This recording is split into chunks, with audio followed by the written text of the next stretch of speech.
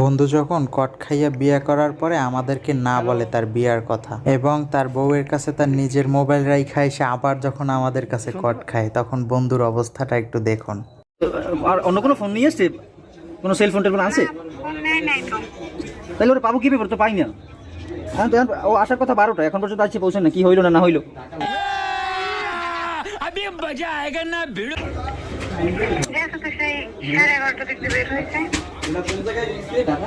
ও আচ্ছা, তাহলে তো আসার আমার বলছে 12টায় থাকতেই যাক। আমি তো আসছে বলে অনেকক্ষণ হয়ে গেছে। আচ্ছা তা ঠিক আছে, তাহলে ভাবি একটা আপনি সুষ্ঠু তদন্তের মাধ্যমে এই বিচারটা করবেন যে আমাদেরকে কেন মিষ্টি খাইলো না আর বললো না, ঠিক আছে? আপনার কাছে সেটা আচ্ছা ঠিক আছে। 2000 years later. এরকম মিষ্টি নিয়ে অনুভূতি কি? এখন যে কটটা খাইলে আমাকে তার অনুভূতি কি কও? হ্যাঁ এখন ভালো চোরের মতো কাটা কাটতেছো তুমি। ভালো নেটওয়ার্কের সমস্যা। কিসের নেটওয়ার্কের সমস্যা? তুমি তুমি তুমি এই সব কাজ করো। তুমি মনে করো কট খাইয়ে বিয়ে করছো, তুমি মিষ্টি খাও না, তুমি মোবাইল দিয়ে আসো, বাসায় ফোন দিলে ফোন রিসিভ করে চার্জ নাই, যে কারণে আমি মোবাইলটা বাসায় রেখে আসছি। তাহলে সে আমাদের ভাবি পরিচয় কেন দিল? সে বললো কেন? সে নিজে স্বীকার করছে আপনার ওয়াইফ। হ্যাঁ কোনোদিনও না, সে বলে নাই। এখন আচ্ছা, ভিডিওটা কি তাহলে মিথ্যা?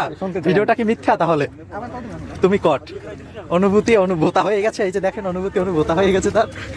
নো, আমার কিছু হয় নাই।